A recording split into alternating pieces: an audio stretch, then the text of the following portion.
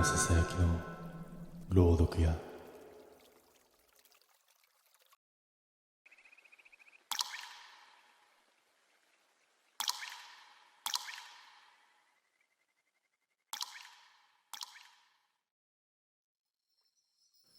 あの夜の異様な静けさは今思い返しても胸の奥に重く残っている。深夜のシフトに入って3年、裏手の小さな祠なんて気に留めたことは一度もなかった。なのにあの夜だけは違った。巡回で裏へ回り込んだ瞬間、視線が勝手に祠へ吸い寄せられた。照明の死角に沈んでいるはずなのに、そこだけ影が濃く、湿ったような艶まで見えた。空気も変わっていた。風が止み、油の匂いも薄れ、耳の奥に何かの気配だけがまとわりつく。砂利の上なのに、足元の音がやけに吸い込まれ、靴の裏が沈むような感覚があった。歩き出そうとした時だ。背中に視線が張り付いた。誰もいないのに、誰かが真正面に立っている時と同じ圧のある視線だった。振り返っても無人。それでも気配だけが残り、胸の奥がゆっくりと冷えていくのが分かった。逃げるように事務所へ向かった瞬間、照明が2度だけ短く明滅した。光が揺れた瞬間、祠の前に白い皿が一つ置かれていた。そんなもの、昨日まではなかった。けれど、置かれているというより、さっき現れたという方が近い気味の悪さがあった。翌朝気になって祠を見に行くと、皿は3枚に増え、すべて割れていた。割れ口だけがやけに白く、内側から押し広げられたような壊れ方をしていた。あの割れた皿を見た翌日から、裏手の空気はさらに変わった。昼間でも薄暗く、祠の周りだけ風向きが逆になっているように感じた。最初に気づいたのは、給油中のわずかな違和感だった。客の車の影が地面に落ちた瞬間だけ二つに割れて見えたんだ。照明の角度では説明がつかない形で、片方はずっと祠の方へ伸びていた。胸が詰まるような嫌な気配を抱えたまま巡回に出ると、裏の砂利に新しい足跡がついていた。大人のサイズより少し小さい裸足の跡が祠へ向かって一直線に伸びていた。雨も降っていないのに跡だけ濡れているように黒く沈んで見えた。その足跡の最後は祠の前で途切れていた。まるで地面の中へと沈み込んだように。その瞬間、背後の空気が急にあったかくなった。冬の深夜勤務に慣れた体には不自然な温度で、誰かが至近距離で息を吐いたような湿り気を帯びていた。俺に振り返る勇気はなく、肩が勝手にすくみ上がった。意を決して体を回すと、祠は静かなままだった。しかし、視界の端に白いものが揺れた。鳥かとも思ったが、形が違う。布のように見えたが、風は吹いていない。近づくほどに、その白いものは祠の柱に沿うように立っていた、細い腕だと分かった。皮膚の色が中光色のライトに溶け込み、輪郭だけが浮いている。静止しているのに、こちらを向いている感覚だけが強く伝わってくる。背中に冷たい汗が流れ、逃げるように事務所へと戻った。ドアを閉めた後、ガラス越しに裏を確認すると、腕らしき影はもうなかった。だがその直後、休憩室の窓がコツッと一度だけ軽く叩かれた。誰もいない裏側から。あの夜以来、祠の前を巡回するたびに耳の奥で湿った音が鳴り始めた。何かを叩くような、地面を掘るような、一定ではない不気味な音。聞いているだけでも体温が奪われるような嫌な響きだった。そして気づいた。その音は祠の下から聞こえている。祠の下から響く湿った音は深夜になるほどはっきりしていった。地面を叩くような、何か硬いものが土を削っていくような、そんな音。思い返すほどにわかる。あれは外側から内へ向かう音ではない。内側から地上へ出てこようとしている、そんな音だった。その夜、ついに音が止んだ。代わりに、祠の前の空気が盛り上がった。ライトの光がその膨らみを照らし、表面が湿った泥のように光った。背中を押されるように視線が吸い寄せられ、足が勝手に祠の方へと向いた。止まれない。呼吸も浅くなり、足音だけが大きく耳へ響く。祠の前に立った瞬間、土の膨らみがわずかに開いた。濡れた黒い筋が覗き、そこから細い指が一本、ゆっくりと伸びてきた。土をかき分ける力は弱いのに、動きだけははっきりと人のものだった。指は地面に触れ、次に二本目が続いた。そこから先は早かった。爪の先で土をかき、祠の前へ出ようとしているのがわかる速度で這い上がってくる。逃げ出したいのに膝が固まった。視線だけが土の裂け目へ吸い寄せられ、呼吸のたびに喉が鳴る。やがて土の中から腕が一本抜けた。細く、白く、皿の割れ口と同じ白さをしていた。その腕が地面を探るように左右へ動き、指先が俺の靴へ触れようとした。その瞬間、照明が大きく明滅した。光に照らされたわずかな間、土の裂け目から覗いた何かの顔が俺を見ていた。湿った泥に半分埋まった目だけが黒く沈んだ顔。明滅が収まった時には全てが土の中へ消えていた。祠の前には白い皿が一つだけ置かれていた。割れていない皿。今までのものとは違い、そこの内側に濃い指の跡が5本くっきりついていた。だが翌朝、その皿は消えていた。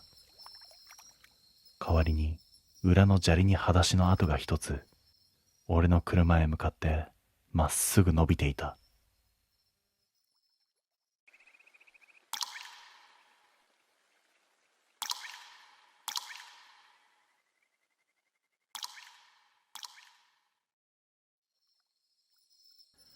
あの腕を初めて見たのは真冬の深夜だった。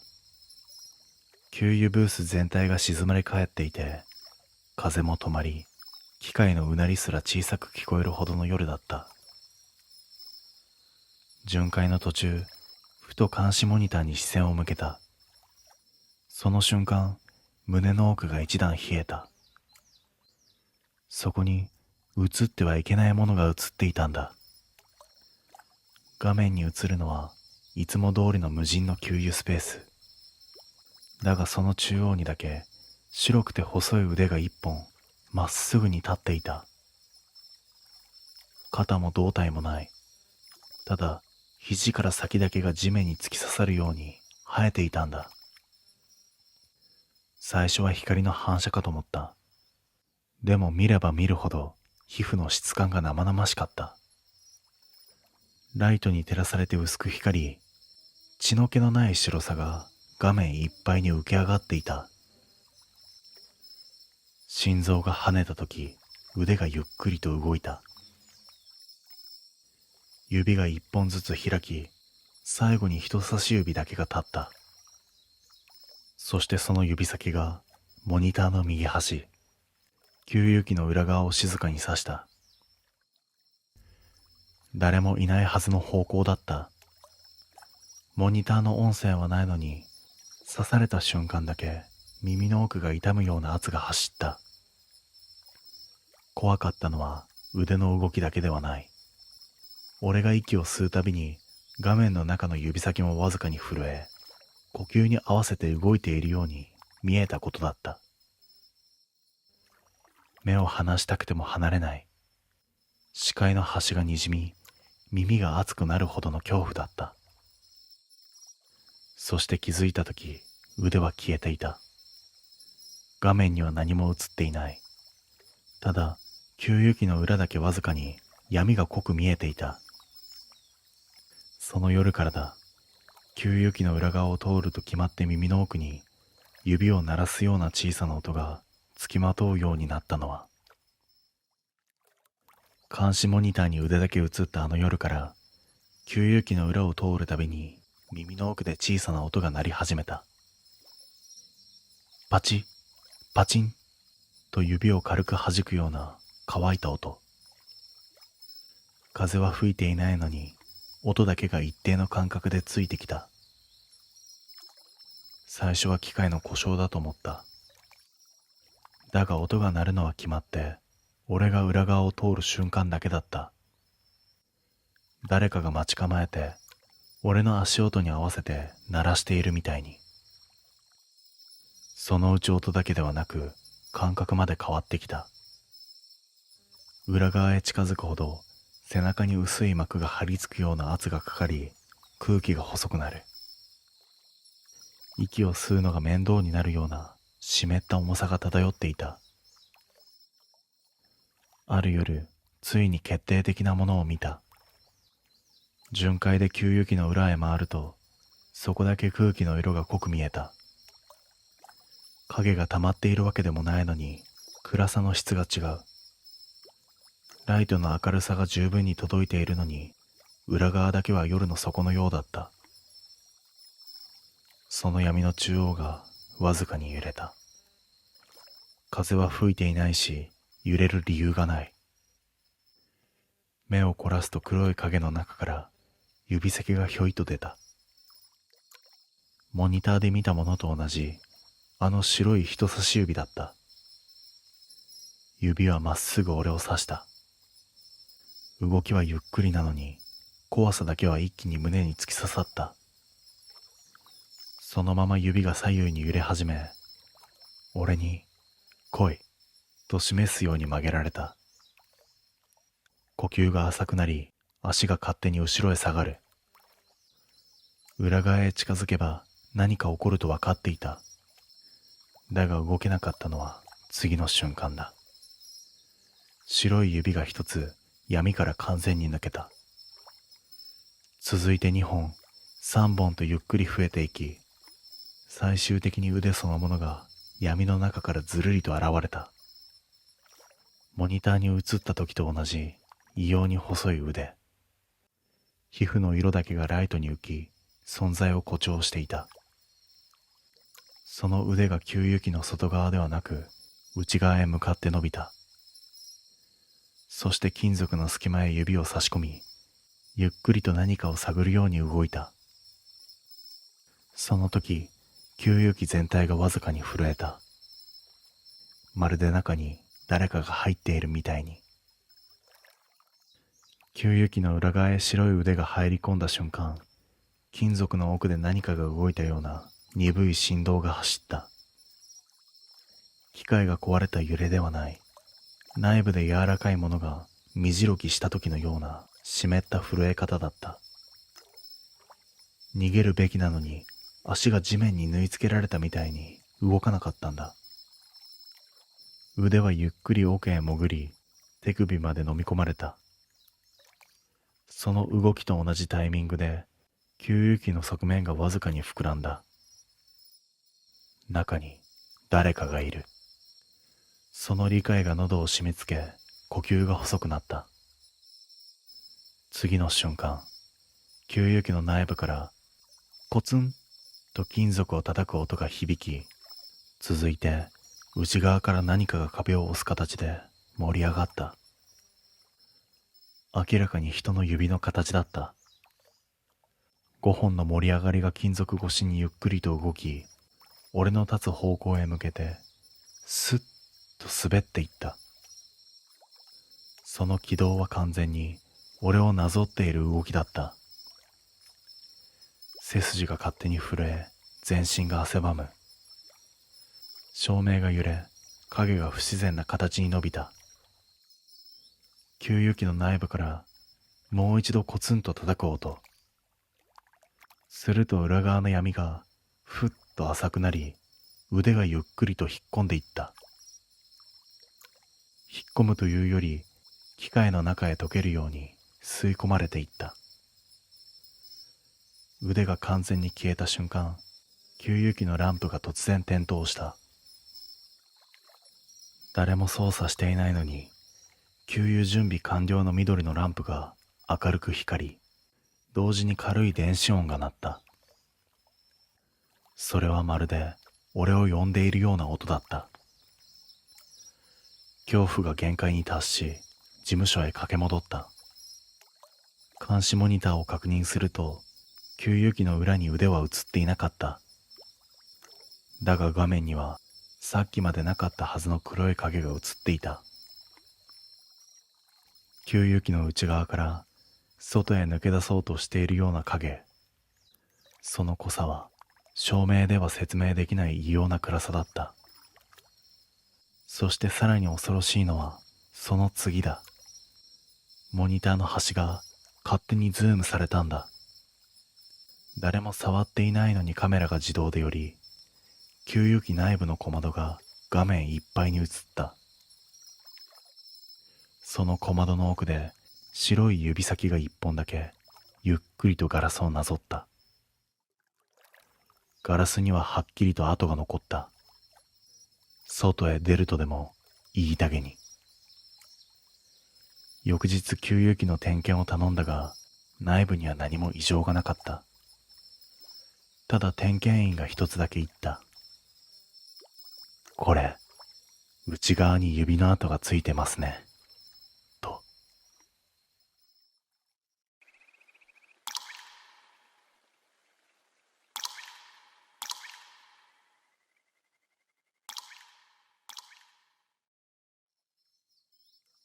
あの夜、給油に立ち寄ったガソリンスタンドで感じた嫌な気配が全ての始まりだった。思い返すほどに、あそこで引き返していればと今でも思う。深夜1時、人気のない山間のスタンド。給油機だけが白い光を落とし、売店は閉まって薄暗いままだった。給油を終えてノズルを戻した瞬間、耳の奥でパキッと小さくなった。金属音でも虫の声でもない。人の関節が動いたような湿った音だった。振り返っても誰もいない。だが給油機の裏へ伸びる影だけがわずかに揺れ続けていた。風もないのに揺れる影は不自然以上に俺を待っているように見えた。胸騒ぎを覚えつつ車に乗り込み、スタンドを出た。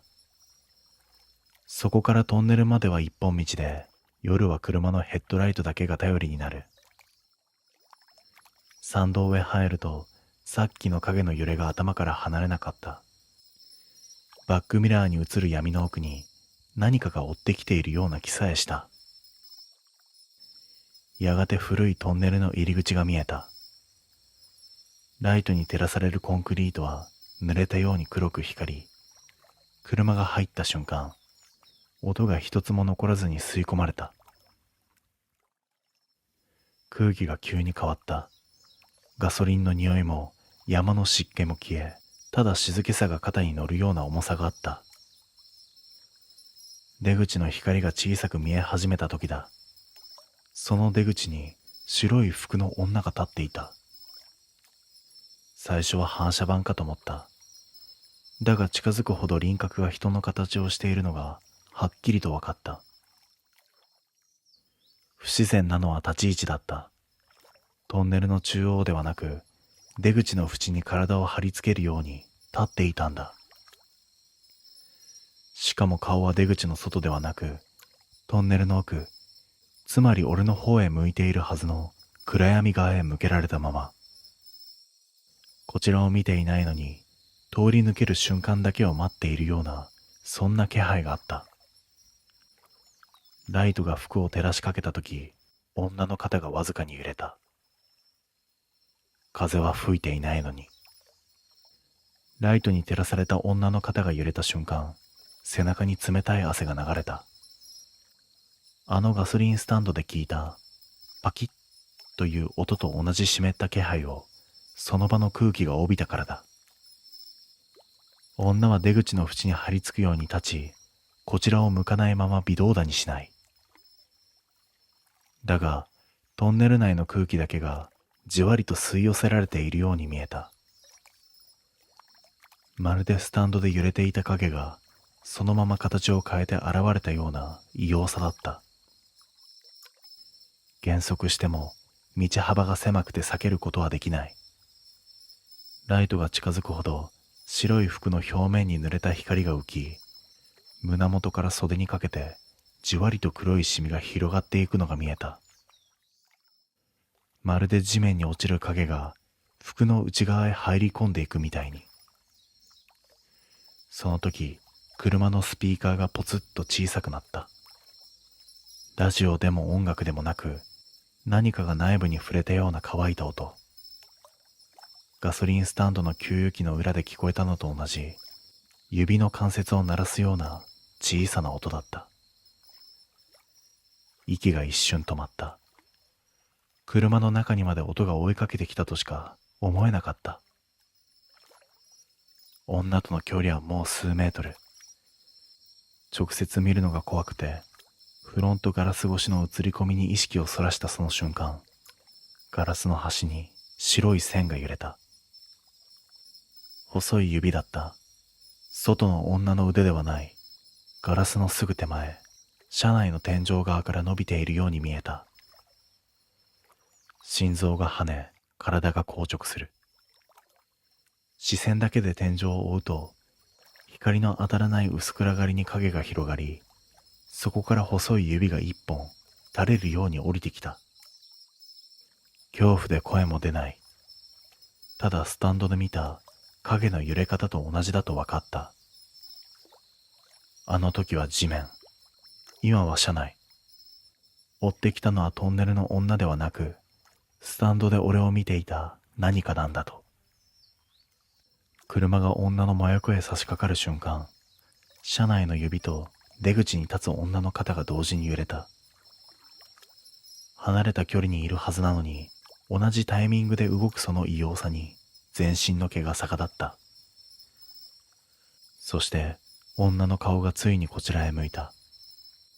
影に沈んでいた輪郭が一気に浮き上がり、黒い穴のような目だけがくっきり俺を捉えた。それと同時に天井から降りてきた指が俺の肩にそっと触れた。肩に触れた指は冷たさよりも濡れた質感だけが妙に生々しかった。ガソリンスタンドで聞いたあの湿ったパキッという音と同じ気配が皮膚に張り付く。トンネルの出口へ差し掛かる瞬間、背筋が勝手に震えた。女の顔は穴のような目だけが異様に黒く沈み、その視線がまっすぐフロントガラス越しの俺を捉えた。車は減速する余裕もなく、そのまま女の横を通り抜ける。視界の端で女の服から黒い影がふわりと浮いた。それはまるでスタンドで揺れていた影そのものが女の中に入り込んでいたように見えた。車が出口を抜けた瞬間、肩に置かれた指がギュッとわずかに沈んだ。押すでも掴むでもなく、位置を確認するように触れている冷たい静けさだった。思わず振り返りそうになる。だが視線を戻したら終わりだと直感した。外ではなく車内にいる何かを見ることになると分かったからだ。加速しようとアクセルを踏み込んだ瞬間、車内のスピーカーがポタッと濡れた音を垂らした。耳がぞわりと震える。ついで天井から落ちる水滴。さっきまで指が触れていた右肩の上に一滴二滴と確実に落ちてくる。雨は降っていない。なのに車内だけが濡れていく。バックミラーを恐る恐る確認すると、トンネルの出口に女が立っていた。今度は俺に背を向けて。その背中の影が妙に大きく広がっていた。だがミラーの手前側に別の影があった。運転席のすぐ後ろ、後部座席の中央に黒い影が人の形を作って座っていた。姿は見えていないのに、その形だけははっきりわかる。そいつは俺を覗くように前へ傾いていた。肩に触れた指は消えていたが、今はその気配が首元に近づいているのが分かった。怖くて振り返れない。だがミラーに映っている影だけで十分だった。それは女ではなかった。ガソリンスタンドの給油機の裏にあった揺れる影そのものが座っていたんだ。トンネルの女は導き手に過ぎなかった。追ってきたのは最初から影の方。スタンドの時点でもうすでに車へ乗り込んでいたんだ。視界の端で後部座席の影がゆっくり頭を上げた。ミラーにその黒い輪郭が近づく。肩越しに呼吸がかすかに触れた。俺は逃げるようにアクセルを踏み込む。絶対に振り返らず山道を一気に下った。その間ずっとミラーには影が映り続けたままだった。スタンドで俺を見ていたあの揺れる影がずっと後ろに座ったまま。